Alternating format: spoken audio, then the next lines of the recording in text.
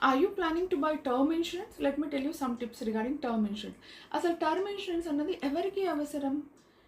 ఎవరికి మీద అయితే డిపెండెంట్స్ ఉంటారో అలాంటి వాళ్ళకి టర్మ్ ఇన్సూరెన్స్ మ్యాండేటరీ అండి. There is no excuse in that. ఎందుకంటే మీరు ఒక్కరే మీ ఇంట్లో సంపాదించే వ్యక్తి. రేపు మీకు ఏదైనా జరిగినప్పుడు మీ భార్య, పిల్లలు, మీ పేరెంట్స్ ఎవరి మీద ఆధారపడతారు చెప్పండి?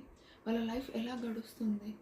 ఫర్ ఎగ్జాంపుల్ మీకు హౌసింగ్ లోన్స్, ఈఎంఐస్ ఉంటాయి, పిల్లల ఎడ్యుకేషన్, డిపెండెంట్ పేరెంట్స్ మీ ఉంటారు. వాళ్ళందరి ఫ్యూచర్ ఎలా?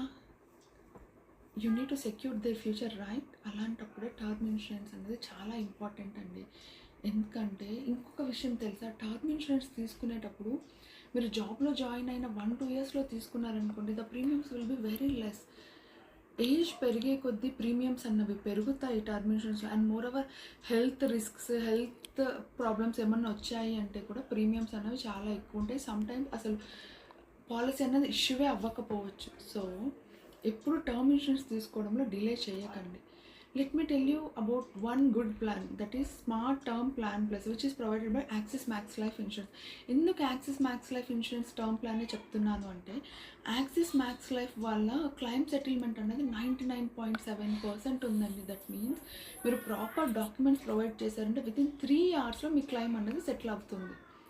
So what are you waiting for? Don't wait for tomorrow అండి, because tomorrow is never guaranteed.